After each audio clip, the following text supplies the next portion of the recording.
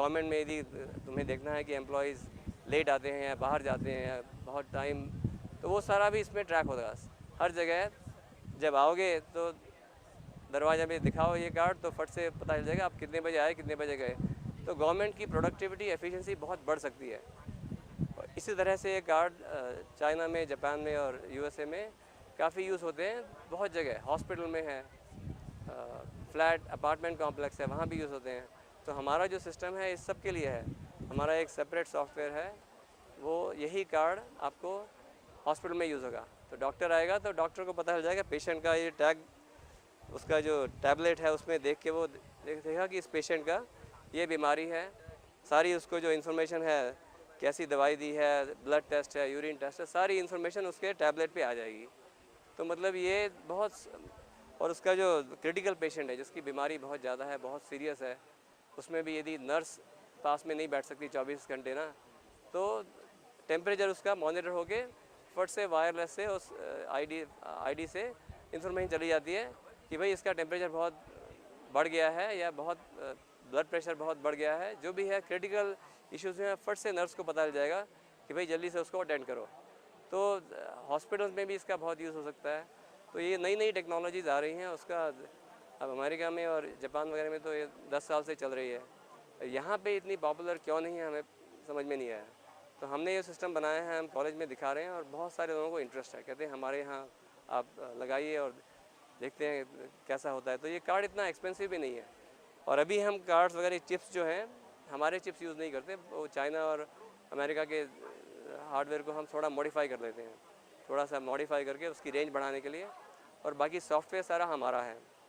अब यदि क्वांटिटीज़ बहुत ज़्यादा बढ़ गई तो सस्ते में करना पड़ेगा, तो उसमें हम अपने चिप्स भी यूज़ कर सकते हैं, क्योंकि हमारे पास सारे बिल्डिंग ब्लॉक्स हैं, हम चिप्स बना सकते हैं। तो जब वॉल्यूम बढ़ जाएगा तो अपने चिप्स यूज़ कर लेंगे।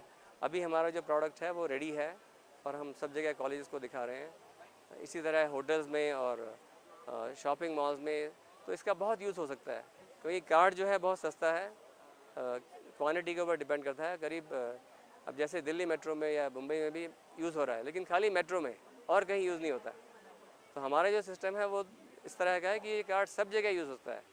और ये जो प्राइवेट सिस्टम है, जैसे कॉलेज में है, कॉलेज और आसपास के सारे दुकानें और कॉलेज का पेमेंट सिस्टम, तो ये सारा हम अपने सॉफ्टवेयर में इंटीग्रेट कर सकते हैं। एक कॉलेज ने बोला हमारा जो है ERP सिस्टम है, आपके इसमें इंटीग्रेट कर सकते हो। हमने कहा हाँ बिल्कुल, क्योंकि ये सॉफ्टवेयर सारा हमने बनाया है, तो इसमें यूज़ होते हैं IT के लोग, सॉफ्टवेयर के लोग। तो हमें एक्चुअली चाहिए, अभी हमारे पास काफ़ी जॉब ओपनिंग्स हैं, तो हमें लोग चाहिए मार्केटिंग के, टेक्निकल मार्केटिंग के, सॉफ्टवेयर के और डिज़ाइन के।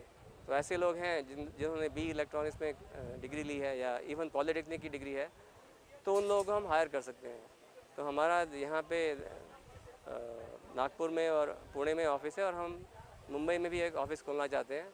तो तीनों जगह हमें ज़रूरत पड़ेगी, और धीरे धीरे इसका एक्सपेंशन करके हम चारों मेट्रोज़ में करने वाले हैं काम, क्योंकि ये कार्ड वगैरह है सब जगह यूज़ होगा। तो दिल्ली में भी हमें ज़रूरत है टेक्निकल मार्केटिंग के लोगों की, और इसमें सारा एक्सप्लेन करना। अब हमने शॉपिंग मॉल में बताया, आपके पास फूड कोर्ट में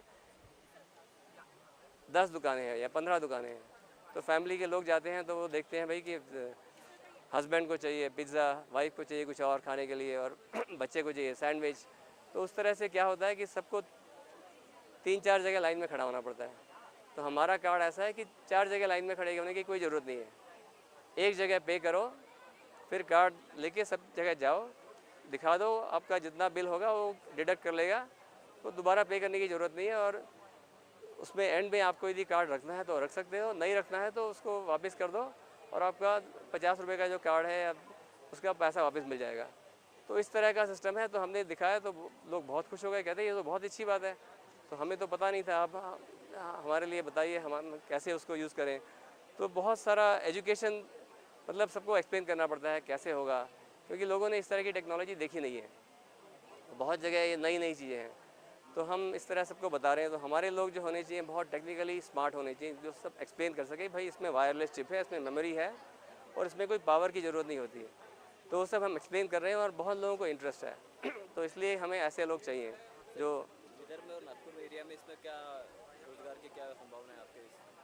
तो देखो यदि हमने मैन्युफैक्चर किया ना, तो हमारा तो इंटरेस्ट है कि भाई नागपुर में विदर्भा में मैन्युफैक्चर करें। तो हमें यदि मैन्युफैक्चरिंग के लिए इन्वेस्टमेंट मिल गया 5 से 10 करोड़, तो हम जल्दी से शुरू कर देंगे, क्योंकि हमारा डेवलपमेंट हो चुका है, हमारे चिप्स रेडी हैं, वाईफाई के चिप्स और चिप्स रेडी हैं। मैन्युफैक्चरिंग के लिए हमें थोड़ा इन्वेस्टमेंट चाहिए, तो काफ़ी जॉब मिल सकते हैं। और यदि बाकी जगह, अब मैं वाइब्रेंट गुजरात में गया था, तो वहाँ कई इन्वेस्टर से मिला, तो वो कहते हैं कि भाई आप यदि हम इन्वेस्टमेंट करेंगे तो आपको हम जो कंपनी है उसका मैन्युफैक्चरिंग गुजरात में खोलना पड़ेगा। तो हम बातें कर रहे हैं डिफरेंट लोगों से, और यदि इन्वेस्टमेंट मिल गया तो हम देखेंगे कहाँ करें। हमारा प्रेफरेंस है कि भाई नागपुर में इन्वेस्टमेंट मिले और नागपुर में हम करें, लेकिन इन्वेस्टमेंट ज़रूरी है, क्योंकि ये चिप्स के लिए सारा जो इक्विपमेंट है वो एक्सपेंसिव है, और वो सब वेफर्स भी हैं खरीदने हैं, उसके लिए करीब $60,000 लगते हैं। तो खाली एक वेफर का सेट जो है वो बहुत एक्सपेंसिव है। उसके बाद उसमें बहुत सारे चिप्स मिल जाते हैं, तो क्या है, cost per chip is very low. मतलब तो हमें करना है यहाँ पे जॉब क्रिएट करने हैं, लेकिन हम देखते हैं इन्वेस्टमेंट कहाँ से मिलता है और उनके कंडीशंस क्या हैं। यदि गुजरात से या बाहर से इन्वेस्टमेंट मिला तो वो बोलेंगे कि भाई हमारे स्टेट में जॉब क्रिएट करो, तो हम देखते हैं। लेकिन हमारा डिज़ाइन कंपनी जो है वो तो डेफिनेटली नागपुर में है ही, और हमें मैन्युफैक्चर भी यहाँ करना है। लेकिन अब देखते हैं कि इन्वेस्टमेंट कहाँ से मिलता है, कितना सपोर्ट मिलता है गवर्नमेंट से। तो हम स्टेट गवर्नमेंट से भी बातें कर रहे हैं कि कैसे सपोर्ट मिलेगा। और मैं तो 10 साल से नागपुर में हूँ, मेरा तो जन्म नागपुर में हुआ था, तो मुझे तो भाई नागपुर से बहुत फ़ायदा हुआ है कि भाई यहाँ हमारी कंपनी शुरू की है, तो हमें तो बहुत नागपुर से लगाव है कि नागपुर में हमें करना है। लेकिन इन्वेस्टमेंट भी चाहिए, तो वो कहाँ से मिलेगा उस पर डिपेंड करता है। सर, ये जो विदर्भ फॉर्चून फाउंडेशन का जो ऑर्गेनाइज किया है इसके बारे में आप क्या कहेंगे? तो बहुत अच्छा शो है, इन्होंने ऑर्गेनाइज़ किया है कि कैसे जॉब क्रिएट करें। उन्होंने चीफ मिनिस्टर को बुलाया, फडणवीस और गडकरी, तो काफ़ी लोगों ने अच्छे आइडियाज़ दिया। लेकिन इलेक्ट्रॉनिक्स में इतना ज़्यादा कुछ नहीं हो रहा, तो फाउंडेशन ने जो किया है बहुत अच्छी चीज़ की है, और सबका इस पर फोकस है कि जॉब्स कैसे क्रिएट करेंगे, तो ये अच्छी बात है। तो हम भी काफ़ी इसमें सपोर्ट करने के लिए रेडी हैं। लेकिन इलेक्ट्रॉनिक्स में यदि जॉब्स क्रिएट करने हैं तो बहुत सबको मेहनत करनी पड़ेगी, क्योंकि पिछले 50 साल में इलेक्ट्रॉनिक्स इंडस्ट्री भारत से धीरे धीरे कम हो गई है, बहुत कम हो गई है। मैन्युफैक्चरिंग में, ऑटो में इंडिया बहुत अच्छा कर रहा है, आईटी में तो इंडिया बिल्कुल लीडर है, सबको पता है कि India is a leader in IT. लेकिन इलेक्ट्रॉनिक्स में इंडिया बहुत पीछे रह गया है।